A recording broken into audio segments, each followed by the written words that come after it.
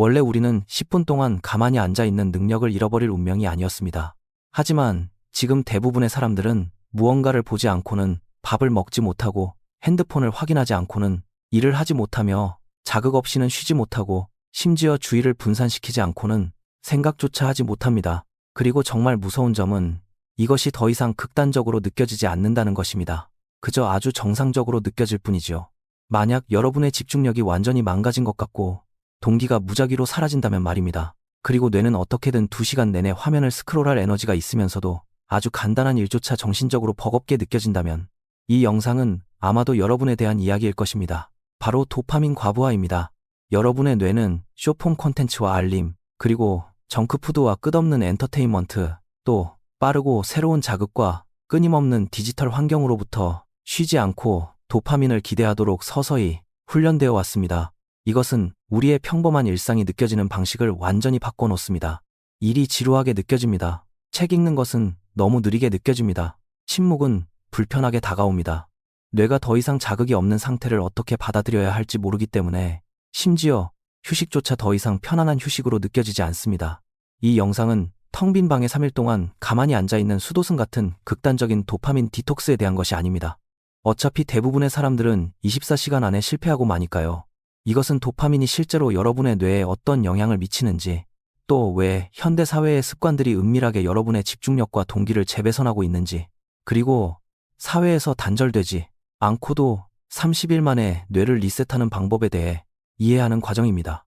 그리고 거의 모든 사람들이 도파민 디톡스 과정에서 저지르는 자극에 대한 갈망을 오히려 더 악화시키는 한 가지 실수가 있습니다. 그 부분에 대해서는 곧 다루도록 하겠습니다. 왜냐하면 그 한 가지를 이해하는 것이 모든 것을 바꾸기 때문입니다. 도파민 디톡스에 대한 가장 큰 거짓말, 먼저 가장 큰 오해부터 풀어보겠습니다. 도파민은 나쁜 것이 아닙니다. 많은 사람들이 도파민을 마치 독약처럼 이야기합니다. 절대 그렇지 않습니다. 도파민은 동기부여와 기대감, 그리고 학습과 보상 추구, 또 행동의 반복을 이끄는 중요한 시스템 중 하나입니다. 도파민이 없다면 여러분은 목표를 추구하거나 운동을 하거나 인간관계를 맺는 것은 물론이고 매일 아침 침대에서 일어나는 것조차 꾸준히 해낼 수 없을 것입니다. 문제는 도파민 그 자체가 아닙니다. 진짜 문제는 인위적인 도파민 과부하입니다. 인간의 뇌는 보상이 훨씬 느리고 더 드물게 주어지며 반드시 노력과 연결되어 있는 환경에서 진화해 왔습니다. 우리는 사냥을 하고 무언가를 만들고 학습하며 문제를 해결하고 사람들과 얼굴을 마주보며 대화하고 몸을 움직여 보상을 얻기 위해 일했습니다. 하지만 지금 우리의 뇌는 즉각적으로 끝없는 자극을 얻을 수 있습니다. 화면을 한 번 넘기기만 해도 새로운 자극이 주어집니다. 한 번의 클릭은 오락거리를 제공합니다. 알림은 한 번의 사회적 인정을 받습니다.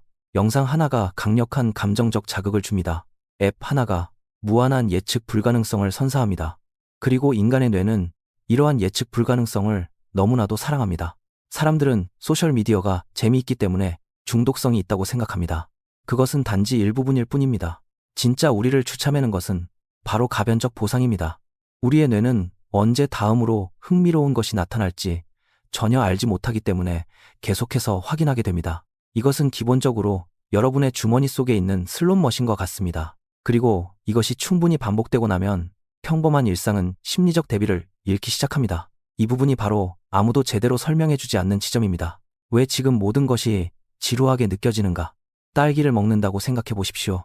만약 여러분이 몇 주 동안 건강한 식단만 유지하다가 딸기를 먹는다면 그 딸기는 믿을 수 없을 정도로 달콤하게 느껴질 것입니다. 하지만 매일 탄산음료를 마신다면 딸기는 갑자기 아무 맛도 나지 않는 것처럼 밍밍하게 느껴집니다. 우리의 뇌도 자극에 대해 이와 똑같은 방식으로 작동합니다. 도파민 노출의 기본 수치가 극도로 높아지면 평범한 활동들은 그 감정적인 강도를 잃게 됩니다. 책 읽기가 더 힘들어지고 공부는 더디게 느껴지며 깊이 몰입해야 하는 일은 고통스럽고 대화는 덜 흥미로우며 운동은 정신적으로 어렵게 느껴지고 조용한 순간은 그저 불편해집니다. 그것은 그 활동들이 더 나빠졌기 때문이 아니라 여러분의 뇌가 가진 보상의 기준치가 높아졌기 때문입니다. 이것이 바로 일부 사람들이 내가 무엇을 해야 하는지는 아는데 그저 몸이 따라주지 않는다고 말하는 이유입니다. 그 문장은 대개 게으름을 의미하는 것이 아닙니다. 그것은 과도한 자극과 둔감해진 보상 민감성이 섞여 나타나는 결과입니다. 여러분의 뇌는 아주 적은 노력으로도 고강도의 보상을 기대하도록 길들여져 왔습니다. 그리고 이것은 현대 사회의 가장 기이한 문제 중 하나를 만들어냅니다. 의미 있는 일은 거의 하지 않았음에도 정신적으로는 완전히 지쳐버리는 것입니다. 왜냐하면 강한 자극과 의미 있는 만족감은 결코 같은 것이 아니기 때문입니다. 그래서 누군가는 온라인에서 6시간을 보내고도 그 후에 기묘할 정도로 깊은 공허함을 느낄 수 있는 것입니다. 그들의 뇌는 끊임없이 자극을 받았지만 전혀 충만해지지 않았습니다. 이것은 엄청난 차이입니다. 도파민 디톡스의 진짜 목표. 이 목표는 여러분의 삶에서 즐거움을 완전히 없애버리는 것이 아닙니다. 진짜 목표는 잃어버린 민감성을 회복하는 것입니다. 평범한 일상이 다시 가치 있고 보상처럼 느껴지도록 만드는 과정입니다. 집중하는 것을 훨씬 더 수월하게 만들려는 것입니다. 강박적인 행동을 줄이고자 하는 것입니다. 단지 기분이 괜찮아지기 위해 끊임없는 자극을 필요로 하는 악순환을 끊어내려는 것입니다. 그리고 가장 중요한 것은 지연된 보상을 경험할 수 있는 능력을 다시 구축하는 것입니다. 왜냐하면 인생에서 의미 있는 거의 모든 결과물은 바로 이 지연된 보상 속에 존재하기 때문입니다. 건강과 학습, 그리고 돈과 인간관계와 기술, 또 자신감과 정신적 안정 등 이 거의 모든 것들은 아주 천천히 성장합니다. 하지만 현대의 자극은 즉각적인 감정적 보상만을 기대하도록 우리의 뇌를 훈련시키며 이것은 현실 그 자체에 대한 참을성을 없애버립니다. 집중력의 파편화, 숨겨진 가장 큰 대가 중 하나는 바로 집중력이 조각조각 부서진다는 것입니다. 여러분의 뇌는 그 어떤 것에도 온전히 몰입하는 것을 멈추게 됩니다. 우리는 영상을 반쯤만 보고 기사를 대충 읽으며 사람들의 말을 흘려듣고 일도 생각도 온전히 집중하지 못한 채 반쯤만 하게 됩니다. 집중력은 한없이 얕아집니다. 그리고 얕은 집중력은 결국 얕은 만족감만을 만들어냅니다. 이것이 바로 무언가를 폭식하듯 몰아보고 난 뒤에 종종 기분이 이상해지는 이유입니다. 뇌는 엄청난 양의 자극을 소비했지만 그중 깊이 있게 처리한 것은 거의 아무것도 없기 때문입니다. 단순히 바쁜 것과 정신적으로 온전히 몰입하는 것 사이에는 아주 큰 차이가 있습니다. 도파민 디톡스는 이러한 깊이를 다시 쌓아 올리는 데 도움을 줍니다. 집중의 깊이, 사고의 깊이, 즐거움의 깊이, 그리고 현재에 존재하는 깊이 말입니다. 그리고 솔직히 말해 요즘 세상에서 이런 깊이는 점점 더 희귀해지고 있습니다. 그렇다면 왜 의지력은 대부분 실패로 끝나는 것일까요? 이것이 바로 대부분의 사람들이 저지르는 실수입니다. 사람들은 오직 동기부여 하나만으로 과도한 자극을 끊어내려 합니다. 하지만 그것은 장기적으로 거의 효과가 없습니다. 왜냐하면 환경은 늘 의지력을 이기기 때문입니다. 핸드폰이 항상 여러분 옆에 있고 모든 앱이 당신의 주의를 끌도록 설계되어 있으며 방해 환경이 산만함을 부추기고 지루함을 견디는 능력이 거의 0에 가깝다면 여러분은 매일 신경학적으로 매우 힘겨운 싸움을 하고 있는 것입니다. 사람들은 진짜 문제가 자극에 대한 반복적인 노출임에도 불구하고 끊임없이 자신만을 탓합니다. 인간의 행동은 접근하기 얼마나 쉬운가 하는 마찰력에 의해 크게 좌우됩니다. 어떤 것에 접근하기 쉬울수록 우리는 그것을 더 자주 하게 됩니다. 이것이 바로 도파민 디톡스에서 가장 현명한 전략 중 하나가 자기 통제가 아닌 이유입니다. 그것은 바로 접근성을 줄이는 것입니다. 앱을 삭제하고 로그아웃을 하며 화면을 흑백으로 바꾸고 자동 재생 기능을 끄며 핸드폰을 침실 밖에 두고 주의를 분산시키는 것들과 내 몸 사이에 물리적인 거리를 만드는 것입니다. 이러한 아주 작은 환경의 변화들은 시간이 지남에 따라 놀랍도록 큰 행동의 변화를 만들어냅니다. 왜냐하면 습관이라는 것은 개인의 성격이라기보다는 신호에 대한 노출에 더 가깝기 때문입니다. 30일 동안의 두뇌 재프로그래밍 단계, 이제 아주 실질적인 이야기를 해보겠습니다. 진짜 도파민 디톡스는 결코 형벌처럼 느껴져서는 안 됩니다. 만약 여러분의 계획이 너무 극단적이어서 뇌가 즉시 반항을 시작한다면 여러분은 지속 가능한 시스템 대신 그저 환상 속의 계획을 세운 것일지도 모릅니다. 그러니 하룻밤 사이에 생산성 로봇이 되려고 하는 대신 여러 단계로 나누어 생각해 보십시오. 그 첫 번째 단계는 바로 자각입니다. 대부분의 사람들은 자신이 얼마나 자주 자극을 찾는지조차 깨닫지 못합니다. 여러분이 무의식적으로 하는 행동들을 인지하기 시작하십시오. 아무 목적 없이 핸드폰 잠금을 해제하는 것, 아주 찰나의 불편한 순간에 습관적으로 앱을 여는 것, 끊임없이 인터넷 탭을 전환하는 것, 밥을 먹을 때 꼭 영상을 봐야만 하는 것, 하루 종일 배경음이나 자극이 필요한 것들 말입니다. 자각하는 것은 죄책감을 느끼는 것보다 훨씬 더 빠르게 행동을 변화시킵니다. 왜냐하면 일단 여러분이 그 패턴을 분명하게 보게 되면 어떤 습관들은 무의식적으로 튀어나올 때마다 몹시 불편하게 느껴지기 시작하기 때문입니다. 그리고 그것은 아주 좋은 신호입니다. 여러분이 심리적으로 깨어나고 있다는 뜻이니까요. 첫째 주, 소음을 줄이십시오. 첫 번째 주는 완벽해지는 시기가 아닙니다.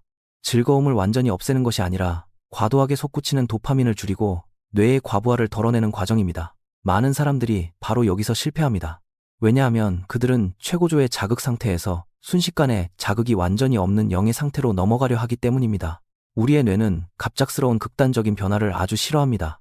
대신 가장 크고 불필요하게 도파민을 고갈시키는 요소들을 먼저 제거하십시오. 숏폼 콘텐츠가 대개 그중 가장 큰 원인입니다. 틱톡이나 릴스, 그리고 쇼츠처럼 끊임없이 스크롤하게 만드는 것들 말입니다.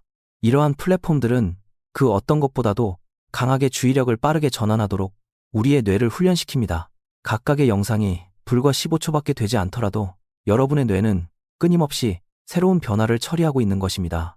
이것은 신경학적으로 매우 중대한 문제입니다. 그리고 이것이 충분히 반복되고 나면 상대적으로 더 긴 시간이 필요한 작업들은 감정적으로 아주 밋밋하고 지루하게 느껴지기 시작합니다. 그러니 첫째 주에는 숏폼 콘텐츠를 아주 공격적으로 줄이십시오. 조금 줄이는 것이 아니라 매우 공격적으로 줄여야 합니다. 왜냐하면 그것이 대개 여러분의 집중력을 파괴하는 주범이기 때문입니다. 그런 다음 멀티태스킹을 줄이십시오. 가끔은 영상 없이 식사를 해보십시오. 가끔은 끊임없이 이어지는 오디오 없이 조용히 걸어보십시오. 자리에 앉았을 때 습관적으로 핸드폰을 집어들지 마십시오. 여러분은 지금 지루함을 견디는 능력을 다시 기르고 있는 것입니다. 사소해 보일지 모르지만 이것은 엄청난 일입니다. 왜냐하면 지루함을 견디는 내성은 집중력의 크기와 직접적으로 연결되어 있기 때문입니다. 정신적인 불편함을 더 오래 견딜 수 있는 사람들이 대개 깊이 있는 작업에서 훨씬 더 나은 성과를 냅니다. 왜 지루함이 중요할까요? 현대 사회는 지루함을 마치 응급 상황처럼 취급하지만 사실 지루함은 아주 자연스러운 일상이었습니다. 흥미롭게도 지루함은 종종 창의성, 성찰, 문제 해결, 그리고 더 깊은 사고로 나아가는 연결다리가 됩니다. 여러분의 뇌에도 가끔은 빈 공간이 필요합니다. 매 순간 무언가가 입력되어야 할 필요는 없습니다. 우리의 가장 훌륭한 생각들 중 일부는 외부의 자극이 멈춘 후에야 비로소 떠오릅니다. 이것이 바로 사람들이 샤워를 하거나 산책을 할 때 혹은 조용한 순간에 불현듯 번뜩이는 통찰을 얻는 이유입니다. 뇌가 마침내 정보를 처리할 여유 공간을 가지게 된 것입니다. 하지만 여러분의 마음이 끊임없이 밀려오는 콘텐츠로 넘쳐난다면 여러분의 생각은 결코 온전히 발전할 수 없습니다. 명확하게 생각할 수 있는 사람이 되는 대신 끝없는 정보의 소비자로 전락하고 마는 것입니다. 이것이 바로 도파민 디톡스가 가져다주는 숨겨진 심리적 이점 중 하나입니다. 여러분의 내면의 목소리가 다시 선명해지는 것입니다. 둘째 주, 집중력 다시 세우기. 둘째 주쯤 되면 아주 흥미로운 일이 일어납니다. 처음에는 오히려 상황이 더 나빠진 것처럼 느껴질 수도 있습니다. 이것은 사람들을 매우 당황하게 만듭니다. 모든 일이 지루하게 느껴집니다. 자극에 대한 갈망이 심해집니다. 뇌는 계속해서 강한 자극을 찾아 헤맵니다. 아주 정상적인 반응입니다. 여러분의 뇌가 새롭고 강한 자극이 줄어든 환경에 적응하고 있는 과정일 뿐입니다. 이 시점에서 대부분의 사람들은 디톡스가 효과가 없다고 생각하고 포기해버립니다. 하지만 사실 이 단계는 디톡스가 아주 잘 작동하고 있다는 것을 의미합니다. 이전에는 보이지 않았던 자극 의존성의 패턴을 드디어 알아차리게 된 것입니다. 이제 이 시기 동안 도파민을 크게 자극하던 습관들을 더 느리지만 가치 있는 보상을 주는 행동들로 대체하기 시작하십시오. 단순히 그것들이 건강하기 때문이 아니라 우리의 보상 회로를 다시 훈련시켜주기 때문입니다. 독서, 일기 쓰기, 운동, 요리, 오래 걷기, 깊이 있는 대화, 새로운 기술 배우기, 무언가에 몰두하여 작업하기 같은 것들 말입니다.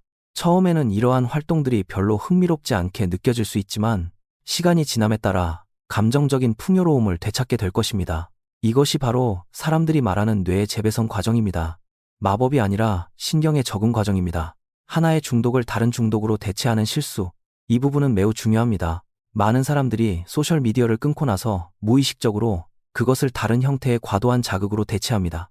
끊임없는 팟캐스트 시청, 끝없는 유튜브 시청, 밤샘 게임, 온라인 쇼핑, 그리고 강박적으로 생산성 앱을 확인하는 행동들입니다. 우리의 뇌는 대개 그 자극의 출처가 무엇인지 신경 쓰지 않습니다. 그저 어떤 자극이든 강력하게 원할 뿐입니다. 그러니 도파민 디톡스 기간 동안 대체 행동들에 주의를 기울이십시오. 스스로에게 물어보십시오. 나는 지금 뇌를 쉬게 하고 있는가? 아니면 그저 주의를 산만하게 하는 대상의 종류만 바꾸고 있는가? 이 질문 하나가 아주 많은 것을 깨닫게 해줄 것입니다. 셋째 주, 왜 동기가 다시 돌아오기 시작하는가? 대개 이 시기가 사람들이 처음으로 가장 큰 변화를 알아차리는 때입니다. 마음이 훨씬 더 고요해진 것을 느낍니다. 완벽하게 평온한 것은 아니지만 분명 더 차분해집니다. 집중하는 것이 훨씬 수월해집니다. 간단한 일들이 덜 고통스럽게 다가옵니다. 대화에 더 깊이 빠져들게 됩니다. 음악 소리가 전보다 더 좋게 들립니다. 책을 읽는 것이 정신적으로 덜 피곤하게 느껴집니다. 이런 일이 일어나는 이유는 보상에 대한 민감성이 서서히 정상화되기 시작하기 때문입니다. 여러분의 뇌가 더 이상 끊임없는 자극의 홍수에 빠져 있지 않기 때문입니다. 그리고 또 다른 무언가도 함께 변합니다. 매분마다 열군데로 정신없이 끌려다니는 듯한 느낌이 멈춥니다. 정신이 산만하게 흩어지는 느낌이 줄어들기 시작합니다. 사람들은 아주 작지만 끊임없이 지속되는 방해 요소들이 얼마나 우리의 정신을 고갈시키는지 과소평가합니다. 알림음이 울릴 때마다, 인터넷 창을 바꿀 때마다, 무언가를 확인하고 싶은 충동이 일 때마다 이 아주 작은 방해들은 우리의 뇌에 인지적 찌꺼기를 만들어냅니다. 주의력의 일부가 거기에 남아있게 되고 결국 이루어낸 것은 거의 없음에도 불구하고 뇌는 심한 과부하를 느끼게 됩니다. 이것이 바로 많은 사람들이 하루 종일 바쁘게 보냈다고 느끼면서도 밤이 되면 왠지 모를 정신적 불만족을 느끼는 이유입니다. 그들의 주의력은 어딘가에 가치 있게 투자된 것이 아니라 그저 낭비되며 소비되어 버린 것입니다. 이것은 실로 엄청난 차이입니다. 도파민과 불안의 연관성. 이 부분은 수많은 연구자들을 놀라게 했습니다. 지속적인 자극은 일부 사람들에게 기본적인 불안감과 초조함을 크게 증가시킬 수 있습니다. 왜 그럴까요? 우리의 신경계가 거의 안정될 틈이 없기 때문입니다. 그리고 자극이 사라졌을 때 침묵은 매우 불편하고 심지어 위협적으로까지 느껴질 수 있습니다. 이것이 바로 어떤 사람들이 감정적으로 불편한 순간에 즉각적으로 핸드폰에 손을 뻗는 이유입니다. 그들이 의지가 약해서가 아니라 주의를 분산시키는 행동 자체가 감정을 조절하는 도구가 되어버렸기 때문입니다. 이 사실을 깨닫고 나면 현대인들의 행동을 바라보는 시각이 완전히 달라집니다. 때로는 핸드폰이 오락거리가 아니라 그저 회피의 수단일 뿐입니다. 불확실성에 대한 회피, 외로움에 대한 회피, 스트레스에 대한 회피, 복잡한 생각에 대한 회피, 고요함에 대한 회피입니다. 도파민 디톡스는 억눌려 있던 정신적 소음들을 다시 수면 위로 떠오르게 만듭니다. 이것은 처음에는 불편할지 모르지만 장기적으로는 매우 건강한 현상입니다. 넷째 주, 여러분의 뇌가 다시 여러분을 신뢰하기 시작합니다. 이것은 사람들이 충분히 이야기하지 않는 더 깊고 근본적인 이점입니다. 성공적인 도파민 디톡스는 단순히 산만함을 줄이는 것만이 아닙니다. 그것은 자기 자신을 인식하는 방식을 완전히 바꿔놓습니다. 여러분이 의도적으로 강박적인 행동을 이겨낼 때마다 뇌는 당신이 무의식적으로 반응하는 대신 스스로 주의력을 통제할 수 있다는 증거를 차곡차곡 수집합니다. 이것은 심리적으로 아주 중요합니다. 왜냐하면 자신을 반복적으로 배신하는 행동은 스스로에 대한 신뢰를 파괴하기 때문입니다. 당신이 매일 5분만 하다가 그만둬야지 하고 스스로에게 다짐해놓고 지키지 않을 때마다 당신의 뇌는 그것을 빠짐없이 기억합니다. 자신의 주의력을 통제하지 못하는 일이 반복될 때마다 당신의 정체성은 서서히 부정적으로 변해갑니다. 자신을 산만하고 규율이 없으며 일관성 없는 사람으로 여기기 시작하는 것입니다. 하지만 그 반대도 마찬가지입니다. 의도적으로 통제한 모든 작은 순간들이 자기 존중감을 다시 쌓아 올립니다. 그래서 도파민 디톡스는 종종 자신감을 간접적으로 향상시켜줍니다. 그것은 가짜 자신감이 아닙니다. 실제 행동을 통해 만들어진 자신감이자 구체적인 증거로 쌓아 올린 진짜 자신감입니다. 왜 그럴까요? 이것은 결코 지루한 사람이 되라는 뜻이 아닙니다. 어떤 사람들은 도파민 디톡스라는 말을 듣고 잿빛처럼 어둡고 즐거움 없는 삶을 상상합니다. 하지만 그것은 요점이 아닙니다. 목표는 일상의 즐거움을 없애는 것이 아닙니다. 진짜 목표는 무언가에 끌려다니는 강박증을 없애는 것입니다. 의도적으로 엔터테인먼트를 즐기는 것과 자극을 소비하는 것을 스스로 멈추지 못하는 것 사이에는 엄청난 차이가 있습니다. 전자는 에너지를 회복시켜주지만 후자는 에너지를 완전히 고갈시킵니다.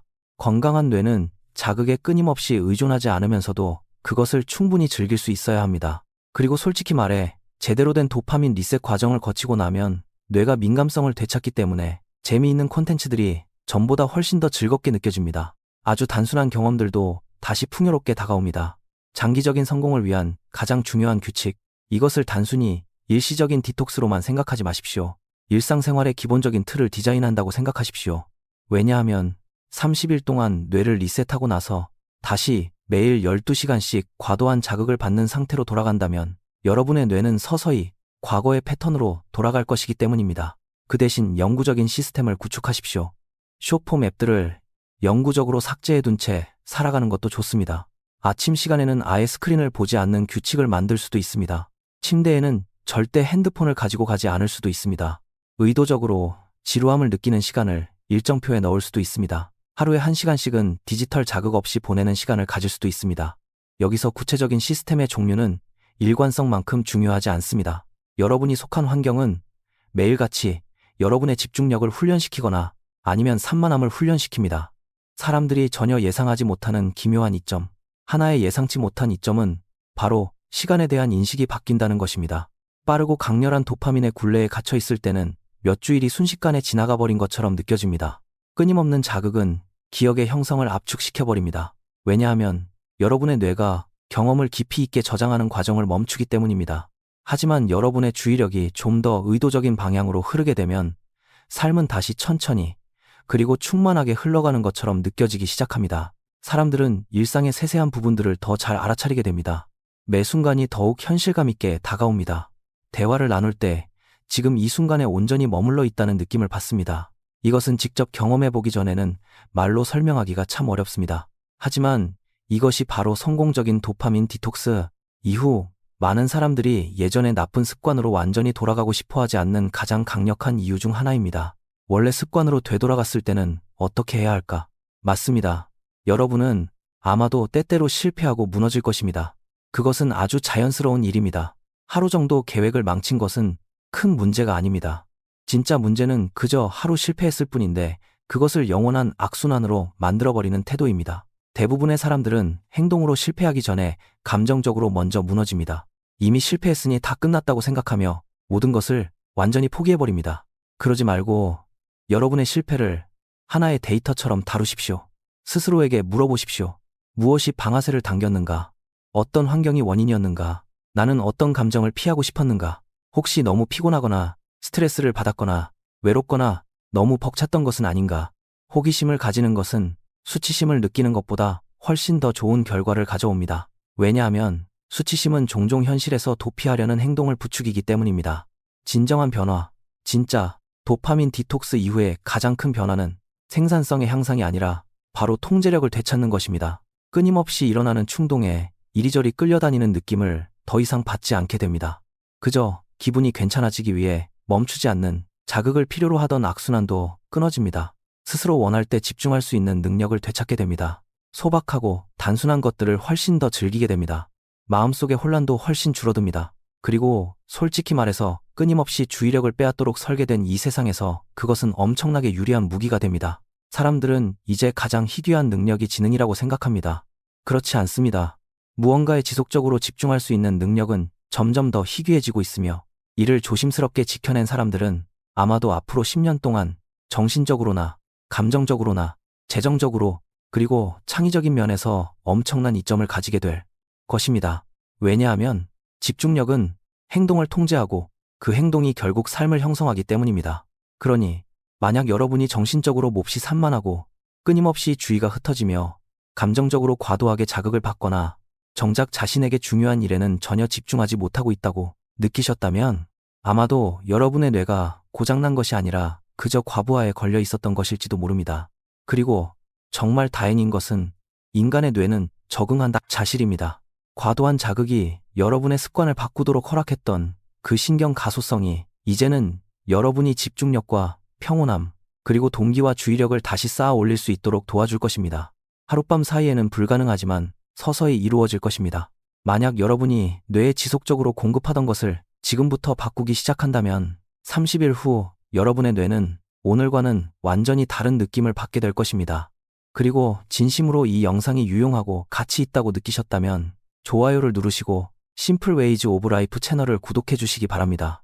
그것이 제게 이처럼 실용적이고 진솔한 콘텐츠를 계속해서 만들어낼 수 있는 큰 힘이 되기 때문입니다. 그리고 진심으로 말씀드리건대 지금 여러분의 집중력은 여러분이 가진 것 중 가장 가치 있는 자산입니다. 부디 그것을 소중하게 지켜내시길 바랍니다.